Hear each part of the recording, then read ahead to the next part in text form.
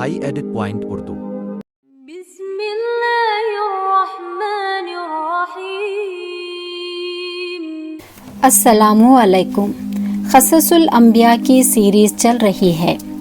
آج ہم حضرت محمد مصطفیٰ صلی اللہ علیہ وسلم کا واقعہ بیان کریں گے۔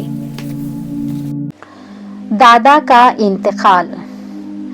عبد المطلب کے اگرچہ 11-12 لڑکے تھے، مگر ان کو سب سے زیادہ محبت اپنے معصوم اور یتیم پوتے سے تھی۔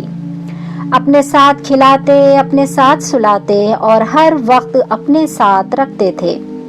چونکہ قریش کے سردار اور نہایت باوقار بزرگ تھے، اسی لیے کعبے کے اندر قالین بچھا کر بیٹھتے تھے اور کسی کی مجال نہ تھی کہ قالین پر ان کے ساتھ بیٹھ سکے، مگر ان کا یتیم پوتا قالین پر بلا تکلف دادا کے پاس جا بیٹھتا۔ ایک آدھ مرتبہ کسی نے ٹوکا تو عبد المطلب نے فرمایا، اسے کچھ نہ کہو، یہ تو میرے پاس ہی بیٹھے گا۔ مگر افسوس، دادا کی الفت و شفقت کا زیادہ مزہ پوتے کو اٹھانا نصیب نہ ہوا۔ ابھی 2 برس بھی نہ گزرے تھے کہ ان کو پیغام اجل آ گیا، تو ان کو یہ فکر ہوئی کہ میرے بعد اس معصوم بچے کا کیا بنے گا، جس کی عمر ابھی صرف 8 سال کی ہے۔ کہاں کہاں کی ٹھوکریں کھائے گا اور کس طرح اس بیچارگی کے عالم میں اپنی زندگی گزارے گا۔ اس لیے انہوں نے چاہا کہ اپنے بیٹوں میں سے کسی کو اس کا سرپرست اور نگران مقرر کر دیں۔ انہوں نے اپنے سارے بیٹوں کو طلب کیا اور وہ سب آ کر بیمار باپ کے سامنے بیٹھ گئے۔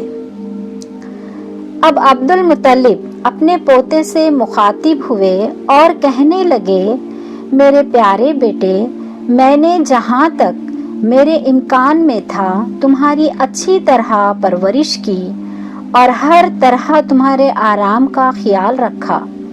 میری بڑی خواہش یہ ہے کہ تم دنیا میں نہایت مشہور انسان بنو اور تمام جہان تمہارے کارناموں کی تعریف کرے۔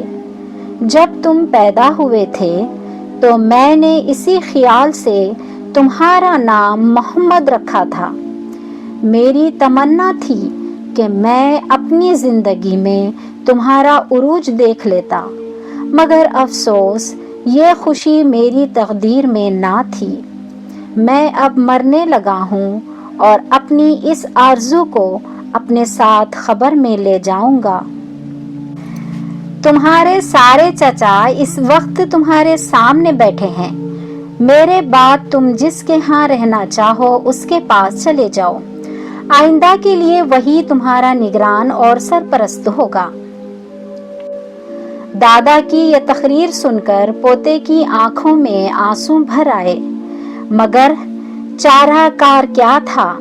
رغبت بھرے دل کے ساتھ سارے چچاؤں کو دیکھا اور پھر ابو طالب کے پاس جا کر کھڑے ہو گئے۔ ابو طالب نے بڑی محبت کے ساتھ بھتیجے کو پیار کیا اور اپنی گود میں بٹھا لیا۔ عبد المطلب نے یہ دیکھا تو فرمانے لگے، ابو طالب، میں اپنی یہ زندہ نشانی تمہارے سپرد کرتا ہوں۔ اس کو اپنے مرحوم بھائی کی یادگار کے طور پر اپنے پاس رکھنا اور اس کی دلجوئی میں کسی طرح کی کمی نہ کرنا۔ باپ کو اس نے نہیں دیکھا، ماں کی محبت کا مزہ اس نے زیادہ دن تک نہیں اٹھایا، غرض دنیا کی کوئی راحت اس نے نہیں پائی، اور پی ہم صدمات سے اس کا دل شیشے سے بھی زیادہ نازک ہو گیا ہے۔ دیکھنا کہیں اس شیشے کو ٹھیس نہ لگ جائے۔ تم میرے سامنے اقرار کرو کہ اپنے یتیم اور بے کس بھتیجے کی پوری حفاظت کرو گے اور اس سے ہمیشہ نہایتی محبت اور الفت سے پیش آؤ گے اور اپنے بیٹوں سے زیادہ اس کا خیال رکھو گے۔ سعادت مند بیٹے نے نہایتی صدق دلی کے ساتھ اپنے بھتیجے کی حتی الامکان نگہداشت کا اقرار کیا۔ آنے والے زمانے نے بتلا دیا کہ جو وعدہ حضرت ابو طالب نے اپنے والد سے کیا اس سے بہت زیادہ کر کے دکھا دیا۔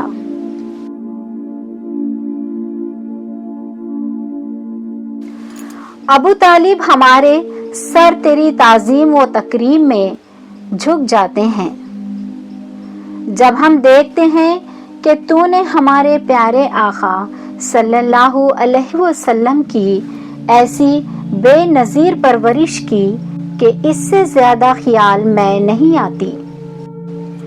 اس موقع پر یہ لطیفہ بیان کرنے کے قابل ہے کہ جب عبد المطلب نے پوتے کی کفالت کے لیے اپنے بیٹوں کو جمع کیا تو سب سے زیادہ ابو لہب کو اس بات کی خواہش تھی کہ یتیم بھتیجا میرے پاس رہے، کیونکہ اس کو آپ صلی اللہ علیہ وسلم سے بہت محبت تھی، اور جب آپ صلی اللہ علیہ وسلم پیدا ہوئے تھے تو اس نے خوش ہو کر اس لونڈی کو آزاد کر دیا تھا جو بھتیجے کی ولادت کی خوشخبری اس کے پاس لائی تھی۔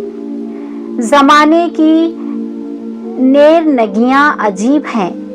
اس چچا کو جب بھتیجے نے اپنی نبوت کی خوشخبری سنائی تو محبت کرنے والا چچا بدترین دشمن ہوا۔ فَاعْتَبِرُوا یا اولی الابصار۔ اسلامی واقعات دیکھنے کے لیے ہمارے چینل کو سبسکرائب کریں، لائک کریں اور شیئر کرنا